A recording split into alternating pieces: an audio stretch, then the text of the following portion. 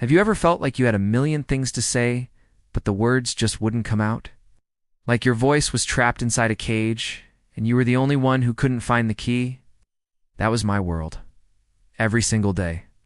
My name is Alara, and for the first 16 years of my life, a stubborn stutter was my closest companion and my cruelest warden. School was a minefield. Presentations were my personal nightmare. Even ordering a coffee felt like a monumental task.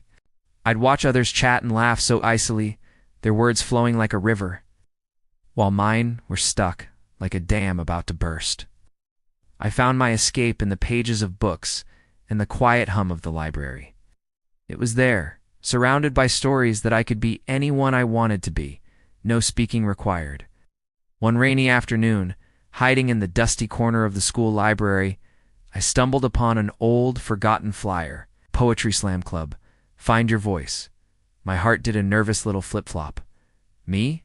On a stage? It was laughable. But a tiny, rebellious spark flickered inside me.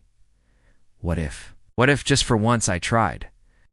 I spent weeks scribbling verses in a worn-out notebook, pouring out all the frustration, the loneliness, and the dreams I could never speak. The words flowed on paper in a way they never could from my lips. They were raw, they were real, and they were mine.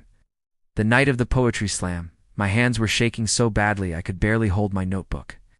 The room was dark, save for a single spotlight on the small stage. My name was called, and every instinct screamed at me to run, but I didn't. I walked up to that microphone, my legs feeling like jelly. I took a deep breath, looked out at the sea of expectant faces, and I began. And something magical happened. As I read my poem, The Stutter, it just vanished. The words, my words, came out smooth and strong, filled with a passion I didn't know I possessed. When I finished, the silence was deafening for a second, and then the room erupted in applause. For the first time, people weren't just looking at me. They were hearing me. That night, everything changed. I had found my voice, not just in poetry, but in life. The girl who once hid in the back of the class started raising her hand. The girl who avoided all eye contact started smiling at strangers. And then there was Leo. He was in the poetry club, a talented writer, with kind eyes and a smile that could melt glaciers. He saw past my shy exterior and my lingering stumbles. He listened to my poems, not just with his ears, but with his whole heart. He told me my words were powerful, that my perspective was unique. With Leo by my side, I felt invincible. He encouraged me to enter the citywide poetry competition, a huge event with a real prize and actual recognition. The thought was terrifying, but with his belief in me, it also felt possible. We spent hours together, refining my work, practicing my delivery. He became my biggest cheerleader, my confidant, my first love. I poured all my vulnerability, all my secrets, and all my hopes for our future into my final poem for the competition. It was the most honest thing I had ever written. The night of the competition was a blur of bright lights and nervous energy. I stepped onto the big stage, feeling more confident than I ever had before. I found Leo in the audience, and he gave me a reassuring nod. I took a deep breath and delivered my poem. Every word was infused with the journey I'd been on, the love I'd found, the person I was becoming. The audience was captivated. The judges were moved. When they announced the winner and my name was called, it felt like a dream. I had done it. The shy girl with the stutter had won. I ran off stage, my trophy in hand, searching for Leo to share the incredible moment, but he was gone. I found him backstage a few minutes later talking to another poet, a rival I'd competed against, but they weren't talking like rivals. They were laughing, and he was handing her a copy of my poem, my final poem, my most personal piece of work. A cold dread washed over me. I crept closer, hiding behind a curtain, and my world shattered. I heard him telling her how he'd gotten close to me, how he'd helped me, how he'd encouraged me to pour all my rawest emotions into the poem. He said he knew my backstory would be a winner. And now that I had one, the prize money would be split between them. It was all a plan, a cruel, calculated betrayal. He hadn't seen me. He had seen a story to exploit. The trophy felt heavy and worthless in my hands. The applause I'd just received echoed in my ears like mockery. The voice I had fought so hard to find was suddenly choked by a tidal wave of pain and humiliation. The weeks that followed were a silent gray fog. The stutter came back, worse than ever, a physical manifestation of my broken trust. I quit the poetry club. I avoided everyone. I let the silence reclaim me, because speaking felt like inviting more pain. The person who was supposed to be my greatest support had become the source of my deepest wound. He tried to contact me, but I ignored his calls and texts. How could I ever face him? How could I ever trust my own judgment, or anyone else's again? The voice I had been so proud of felt tainted, stolen. I looked at my reflection and saw the same scared, quiet girl from before, only now she was haunted by a ghost. Was this it? Was I going to let one person's betrayal silence me forever? One evening, I found my poetry notebook buried under a pile of clothes. I opened it, and my eyes fell on the words I wrote before I ever met Leo, the words of a girl desperate to be heard. And I realized something. He didn't give me my voice, or I had it all along. He had just been the first person besides me to hear it. Betrayal was his failure, not mine. My voice, my story, my strength, those were mine to reclaim. Slowly, tentatively, I started writing again. Not for a competition, not for an audience, but for me. I wrote about the pain, the anger, the heartbreak. I wrote about betrayal and the long, difficult road to trusting again. My words became my therapy, my way of processing the poison and finding the antidote. The school announced one final poetry showcase for the end of the year. The thought of getting back on stage was terrifying. What if I stuttered? What if people pitied me? What if he was there? But a stronger thought pushed through the fear. What if I didn't? What if I let him have the last word? I couldn't let that happen. This wasn't about winning or proving anything to him. It was about proving something to myself. That night I walked onto the same stage where I had once celebrated a hollow victory. The room was packed. I saw him in the crowd, his face a mixture of surprise and guilt. I locked eyes with him for a brief second, then turned my attention to the microphone. My hands were steady this time. I didn't read from my notebook. I spoke from the heart. I told my story. All of it. I spoke about the silence, the discovery, the love, the crushing betrayal, and the journey back to myself. My voice wavered at times, and yes, I stuttered, a few times, but I didn't stop. I pushed through it, embracing the imperfection, because it was part of my story. I wasn't just performing a poem. I was taking back my narrative. When I finished, there was a different kind of silence. It was a silence of understanding, of empathy. And then, a slow, steady applause began, growing louder and stronger than anything I had heard before. It wasn't for a winner of a competition. It was for a survivor. I learned that our voices are not defined by their smoothness or perfection, but by their courage and their truth. Betrayal can wound you. It can try to silence you, but it cannot steal your story unless you let it.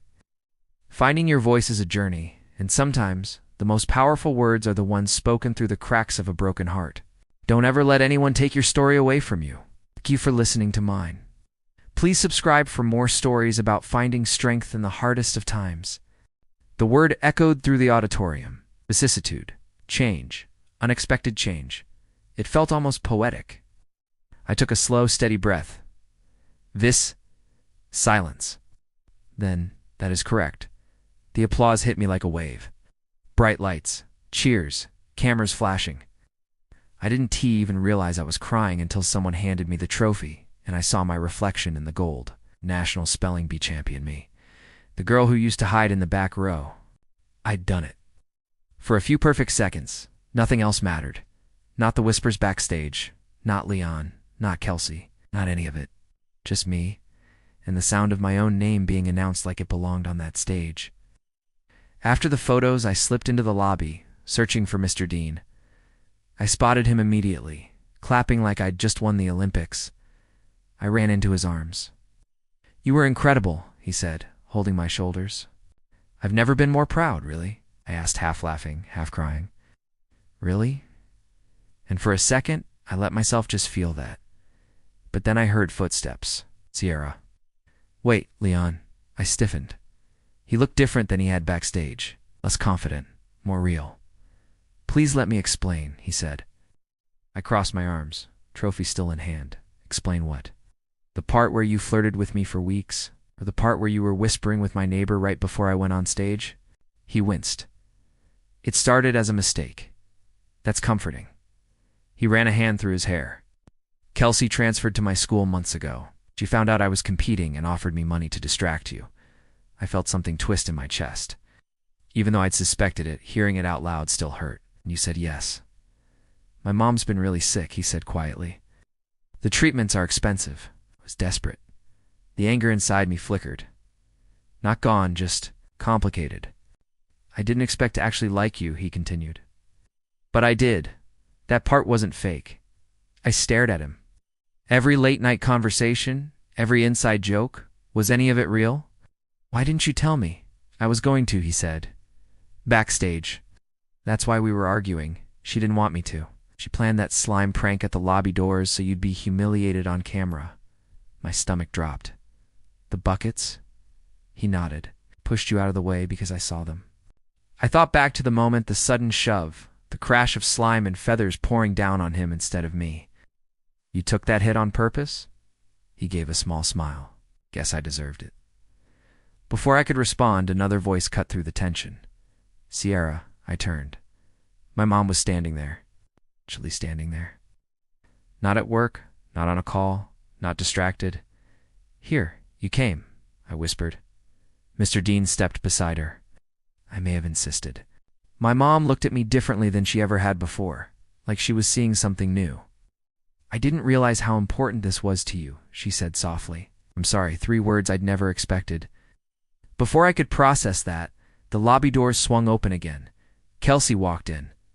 Of course she did. She looked at the celebration banners, the trophy in my hands, her jaw tightening. This is the big moment, she said flatly. No one answered. She looked at her dad. Mr. Dean, you always show up for her. That's not fair, he said gently, isn't it? The air felt charged, years of tension sitting between all of us. Why? I finally asked her. Why go this far? She let out a sharp laugh. You really don't know? I shook my head. What? She looked at her dad, then at my mom. And then she said the words that rearranged my entire world. Because she's not just your neighbor, Dad. She's your daughter. The room went silent. My ears rang. What? I breathed. Mr. Dean closed his eyes for a second, like he'd always known this moment would come. It's true, he said quietly. My brain scrambled to catch up. You're my dad. He nodded. The pieces clicked into place all at once. It's the way he'd always looked at me with something deeper than kindness. It's the way being around him felt like coming home. Kelsey's voice shook. Mom found out years ago. That's why she left. And you just replaced us. No, he said firmly. I never replaced you, but you chose her. I chose both of you, he replied. I just handled it badly. I looked at Kelsey, really looked at her. All this time I thought she hated me because I stuttered, because I was awkward, because I was an easy target. It wasn't about my voice. It was about pain.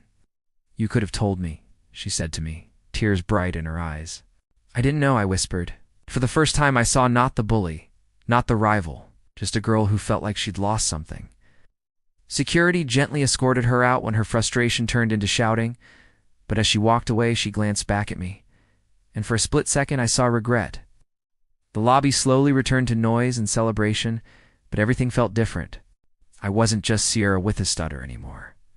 I was Sierra who, one Sierra who found her voice, and Sierra dash who dash found dash her dash dad. Later that night, after the chaos settled, Leon found me one last time outside the venue. I don't expect you to forgive me, he said. I looked at him under the soft glow of the streetlights. Do forgive you, I said. His face lit up until I added, but that doesn't mean we're together. He nodded slowly. I need someone who chooses me the first time, I continued. Not after a deal falls apart. He gave a small, sad smile. That's fair. He stepped back. For what it's worth, you were my favorite word. I laughed despite myself. You're impossible, maybe, he said.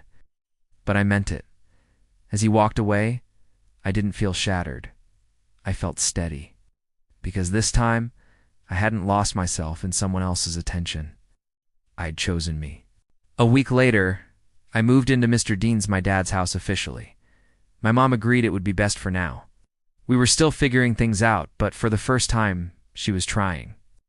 In one evening, as I unpacked boxes in what used to be Kelsey's room, I found something tucked into the back of a drawer. A photograph. It was from years ago, me and Kelsey at an ice cream shop, chocolate smeared across our faces, laughing like the world was simple. On the back, in messy handwriting, were 3 words.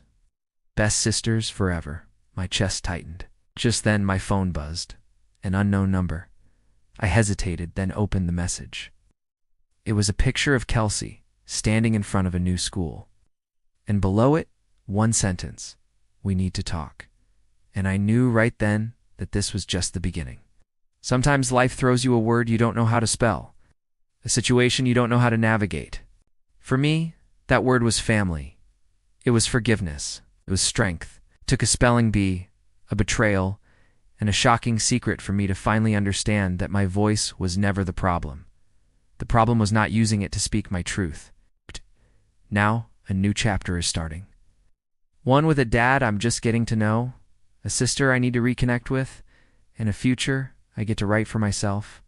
This journey of finding my voice is far from over, and I have a feeling the most important conversations are just about to begin.